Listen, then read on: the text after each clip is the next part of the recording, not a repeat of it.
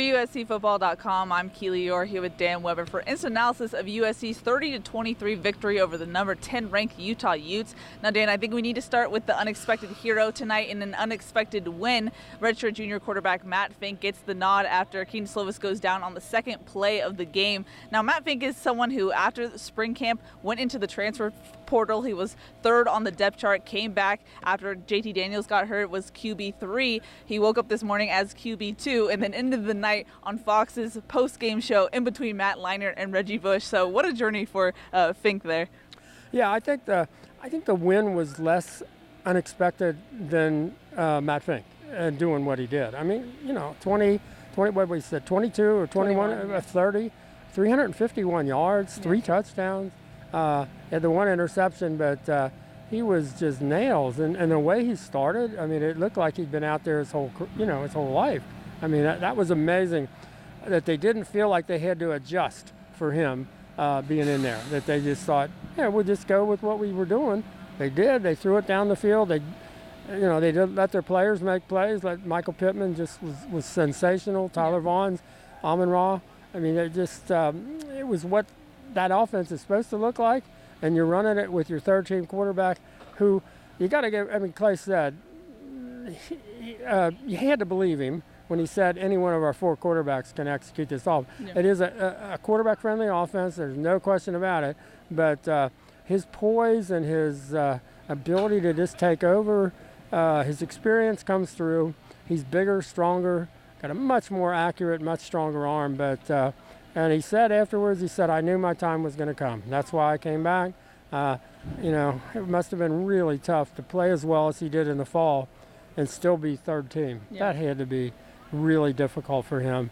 And so that makes what happened tonight even more special. Yeah, you're always happy for the guys waiting in the wings and when they finally get their shot. But as far as Kedon Slovis, I talked to him briefly after the game. He said, I asked him how he was feeling, and he said, I'm all right. When he came out in the fourth quarter for the first time in street clothes, he had earplugs in, and Clay Helton said that he got dinged, which usually is code for concussion, but we don't know the official diagnosis for Kedon, but he was able to walk under his own power. But right now, USC only has one healthy scholarship quarterback. What do you think this next week looks like going forward?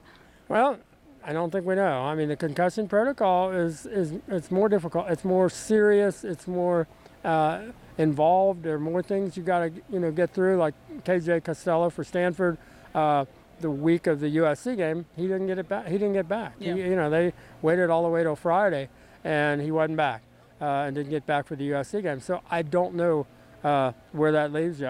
It's hard to even imagine. You might have to go into a game with one quarterback, but you don't mind going in there with Matt Fink right now. I mean, his athleticism, his level of experience, his leadership ability, his toughness, his confidence, and there's so many things to like about the way he plays the position. He was just like a breath of fresh air in terms of confidence tonight. That was impressive. Yeah. Overall, what did you take away from this offensive performance, though? We saw BYU kind of had their way with USC's offense a little bit. Granted, Kedon did help with those 3 turnovers, but what did you take away from the offense? It seemed like everyone was running on all cylinders, even with Matt Fink in there. Well, I mean, that's what this offense is supposed to look like. You're supposed to throw it down the field, challenge them, make them stop you.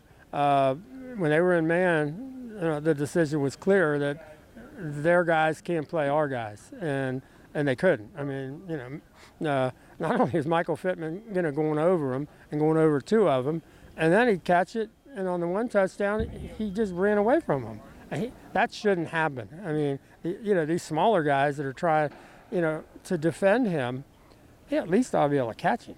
Yeah. But they couldn't do that either. That was, and just the way Matt was able to throw the deep ball. I mean, that's where I think he's improved so much in this offense. I don't think we knew coming into the year how much they would throw the deep ball, and that was the difference clearly in this game for the USC offense. They threw the deep ball, and Amon-Ra got a touchdown, and Tyler Vaughn's got a touchdown, I guess, and then Michael got 2. So there you go. What did you take away from this offensive line performance? I know that was a big question mark coming into this game with Utah's defensive line, who calls themselves Sack Lake City. I know Matt Fink is more mobile than the other two quarterbacks that USC has.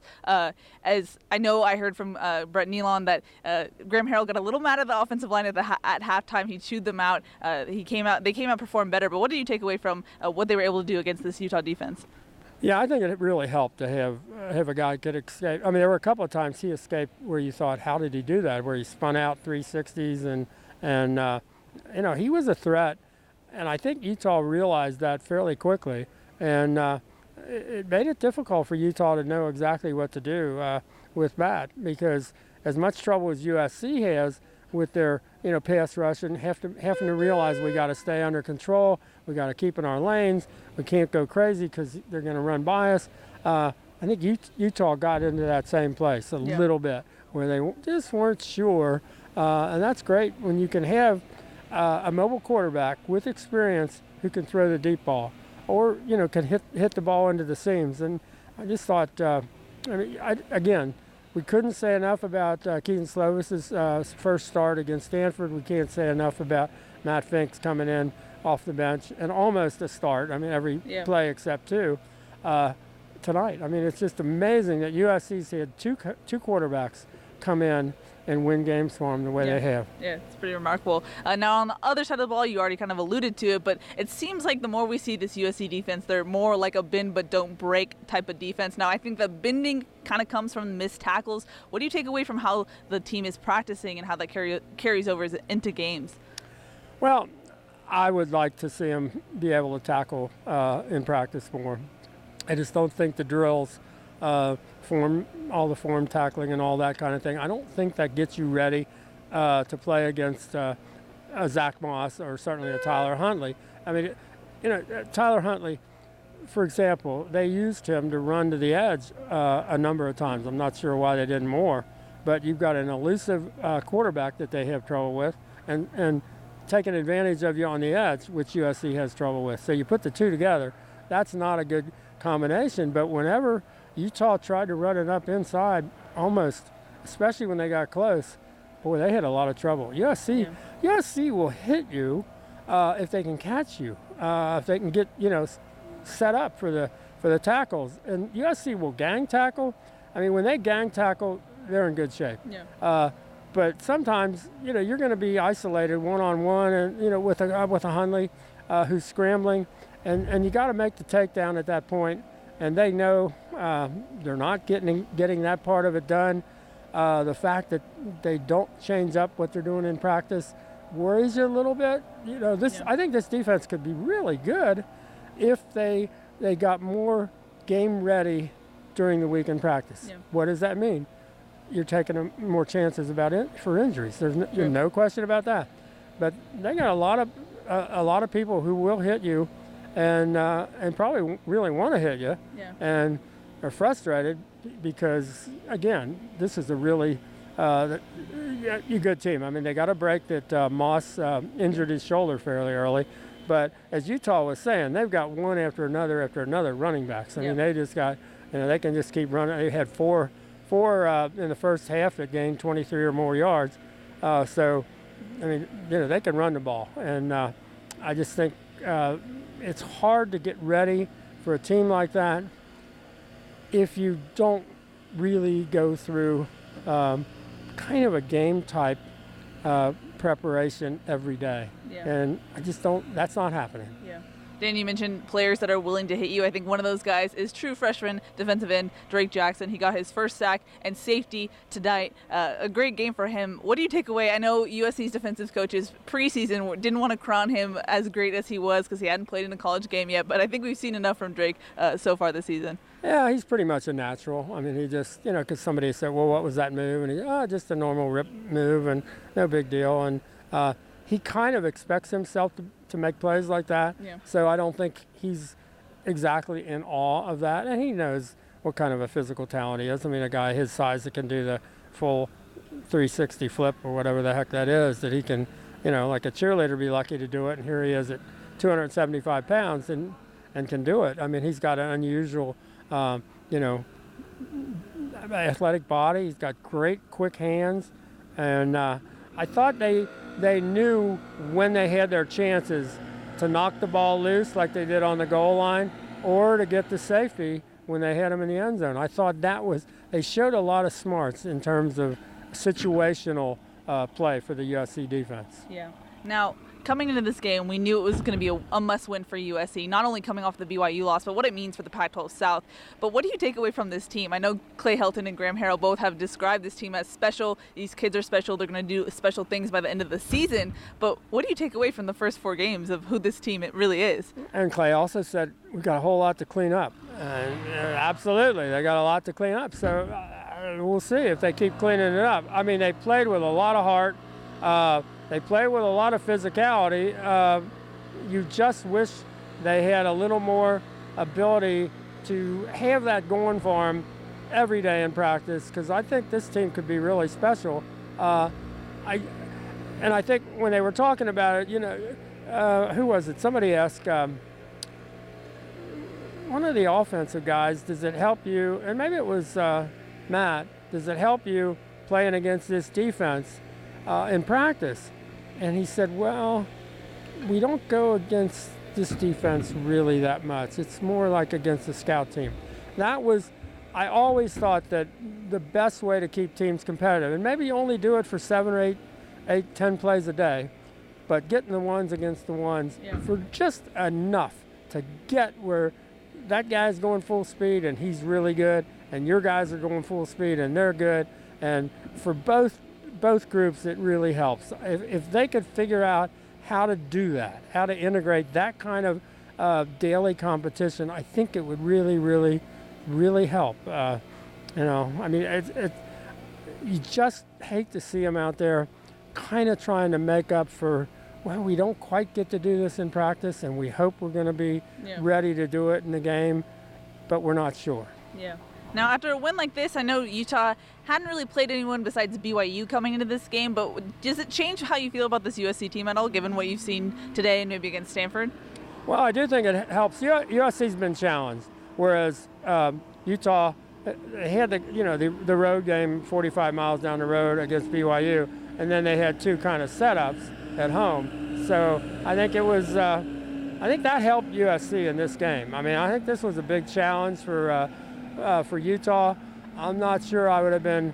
I know there's one way to look at it. They played Idaho State and 31-0 last week and didn't get anybody hurt and all that kind of thing.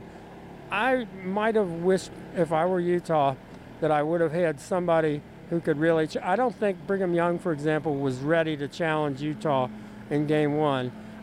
They got better next week at Tennessee. They were significantly better last week against USC, but I don't think Utah's had that ability to get somebody who really pushed them. And then they ran into USC tonight, and as much as USC gave them opportunities to do things, USC also took things away from them that probably nobody that they played this year had the ability to do. Yeah. And you could tell that they were a little puzzled that stuff maybe wasn't going exactly. Some of it was, and some of it wasn't. And I thought that was a challenge for Utah, I think. No conference in America would have the top nationally ranked team, the team that has the best chance to go to the playoffs, have to go on the road, first game in the conference, on a short week, travel, and come into the Coliseum, especially on a week where if USC was going to have any chance at all this year, they had to win this game tonight. So, the Pac-12 eats its own. There's no question about it. And tonight, they ate Utah. Yeah. As far as injuries go, I already updated you on Keaton Slovis. The only other real notable thing was Elijah Griffin. He came out, I believe, around halftime. He has back spasms. He looked pretty much in pain when he came back out, but he was able to walk under his own power to leave up the tunnel later that night. And then Jay Tufele had a clipboard break off and hit his eye, and so he was out for a little bit, but he said he was fine, and the trainers fixed his eye with some contact solution and whatnot. Yeah, I guess you talked about Tim Drivno being unhappy with the offensive line. Chad Kawahaha was really unhappy with the defensive line. So I guess Jay was standing too close to the clipboard when it somehow imploded. And looks like he was okay. Yeah. But I think at first people were like, uh-oh.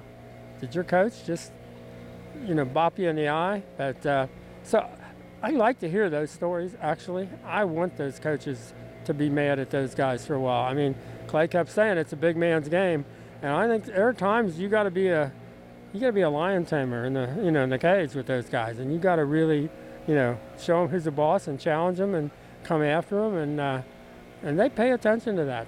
I think they did tonight. Yeah. But Jay laughed about it. It was no hard feelings. It just Chad K hit the bench and the part of the clipboard came off and hit him in the eye. So it wasn't anything like violent or anything like that. But Dan, the part of the biggest story of tonight, besides the win, was the Fox Sports crew that was here, Matt Leinart, Reggie Bush, and Urban Meyer. And so it was really interesting. When Marquise Stepp ran in for the touchdown, he kept running and met Reggie Bush at the end of the goal line and dapped him up. And a flag was immediately pulled. I talked to Marquise Stepp about it. He said he had thought about doing that, and he said, I'm probably going to get ripped in the meetings about that, but I think everyone would probably say that it's worth it. But what did you take away from Reggie Bush returning to the Coliseum? There were a lot of Reggie chants, a lot of Urban chants. That was a whole spectacle that we were waiting to see what would happen, and it didn't disappoint. Well, they got lucky. They got a great game to go along with all the intrigue and all the drama.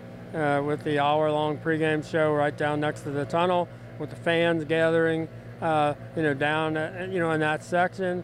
And then, when USC's warming up, when Clay Helton is looking at his team, which he is most of the time, he's looking right through to the set where Urban Meyer is sitting and doing the show.